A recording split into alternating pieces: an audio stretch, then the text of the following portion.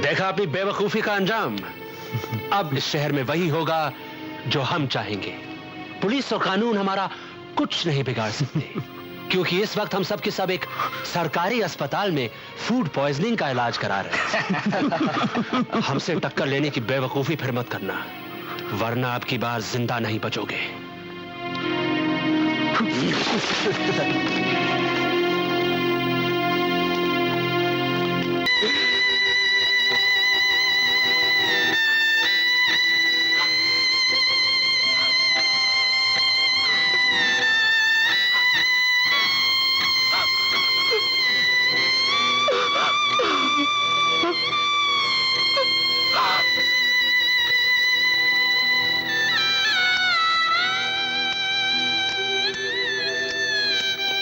Mister Verma, आपका यह कहना है कि कुछ आदमी आपके घर में घुस आए और यह सब हादसा हुआ, लेकिन आपने किसी की भी शक्ल नहीं देखी?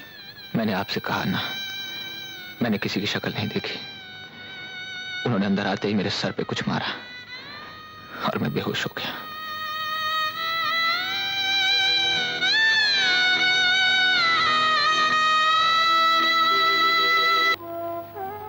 भगवान, ये सब क्या हो गया? मैं यहां बच्चों को पढ़ाने आया था, उन्हें इस देश की सभ्यता सिखाने आया था, और खुद ही अपनी सभ्यता भूल गया। इंसानियत को छोड़कर एक खूनी बन गया। काश मुझे भी उस दिन गुंडों ने मार दिया होता, कम से कम उससे ये पाप तो न होता। प्रभु, अर्जुन को तुमने राह दिखाई थी, अब मुझे बताओ मैं क्या करूं? मुझे बताओ मैं क्या करूं? मुझे कुछ सुझाई नहीं दे रहा, मुझे कुछ। कर्मण्येवाधिकारस्ते मां फलेषु कदाचन मां कर्म फल हेतुर्भु मां ते संगोस्त विकर्मणि। अर्थात हमारा अधिकार केवल कर्म करने पर है, उसके फल पर नहीं। इसलिए ना तो फल की चिंता करो और ना ही अपना कर्म करना बंद करो। सर, क्या यह संभव है कि मनुष्य फल की इच्छा के बिना कोई काम कर सके? सच तो यह है कि हमारे काम फल के लिए ही करते हैं। एक कुम्हार बर्तन पैसा कमाने के लिए बनाता है। अगर परीक्षा देते समय आप केवल फल के बारे में ही सोचते रहें तो पास होने की चिंता और फेल होने का डर कभी आपको ठीक से परीक्षा नहीं देने देगा। इसी प्रकार अगर एक कुम्हार बर्तन बनाते समय उससे कमाए जाने वाले पैसे और उसके लाभ के बारे में सोचता रहेगा तो उसका ध्यान उस बर्तन बनाने से हट जाएगा। वो कभी अच्छा बर्तन नहीं बना पाएगा। लाभ हानि, सफलता असफलता, ये हमारे हाथ में नहीं। हमारे हाथ में केवल आज है, कल नहीं। कर्म आज है, फल कल है।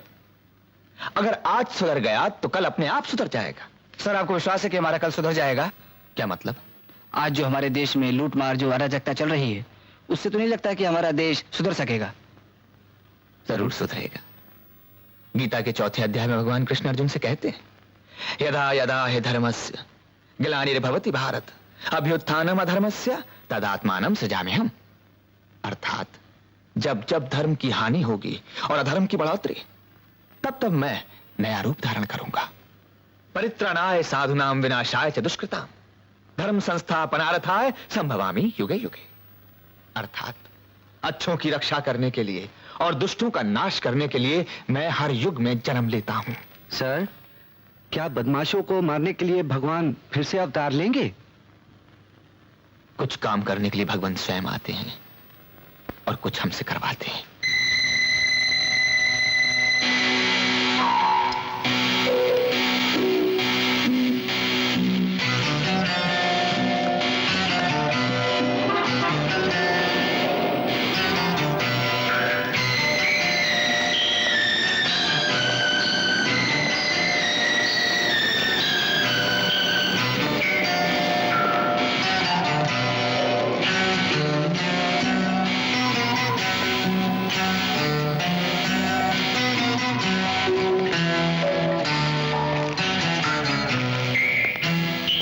सुनिए, मुझे एक कमरा चाहिए। कितने दिन को? अभी तो 1 महीने के लिए। 1 महीने को? कहाँ से आया? दिल्ली से आया हूँ फिल्म राइटर बनने। फिल्म राइटर बनने को? फिर तो पूरा पैसा एडवांस में देना पड़ेगा। दूंगा, लेकिन मुझे कमरा बिल्कुल कोने में चाहिए और कोई डिस्टर्बेंस नहीं चाहिए। एकदम कोने में मिलेगा, मगर फोन के लिए कोई तेरे को बुलाने नहीं आएगा। हमें बम्बई में कौन फोन करेगा। ठीक है, 30 रुपए के रोज से 900 रुपया होता है, तो पूरा एडवांस चाहिए। सरजो आया साहब। इसको एकदम कोने वाला कमरा दे दे। चलिए साहब। Thank you.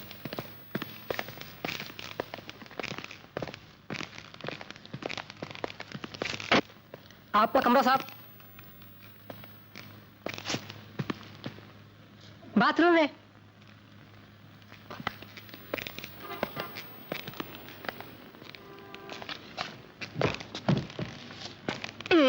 उधर गार्डन है साहब। ये यहाँ क्या है? ये पीछे का रास्ता है, इस आगे मेन रोड है, लेकिन इसमें कोई आता जाता नहीं है, सब कचरा पड़ा है, कचरा। ठीक है, तुम जाओ। सलाम साहब। कितनी बार सलाम करोगे? जाओ अपना काम करो, दोबारा डिस्टर्ब मत करना मुझे।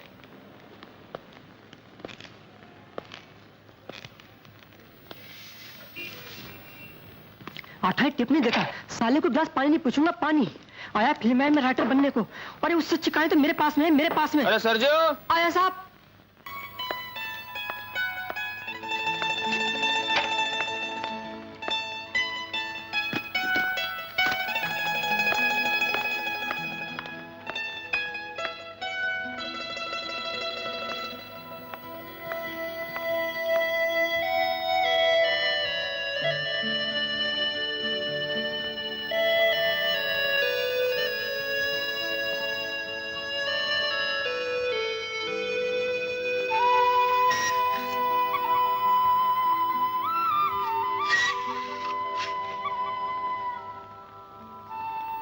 कल रात यहीं सो गए?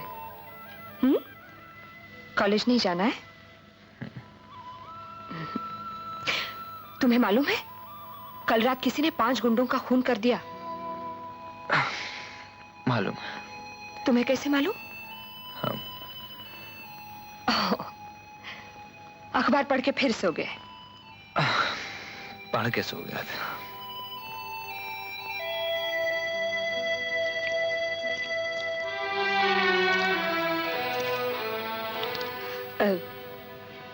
कल रात कहाँ थे?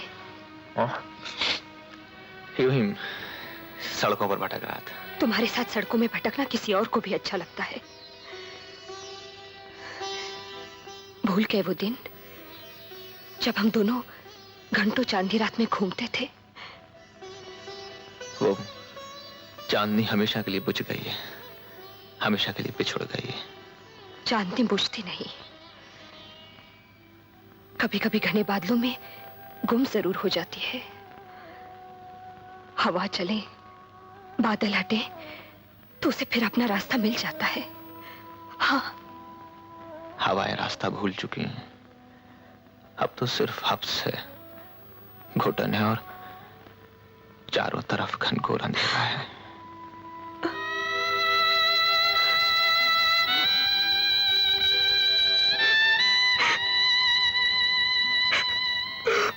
मुझे माफ कर दो रजनी, मधु की चीखें मुझे सोने नहीं देती। तुम्हें कैसे बताऊं कि मेरी जिंदगी वीरान हो चुकी है। अब इसका कोई मकसद नहीं रहा।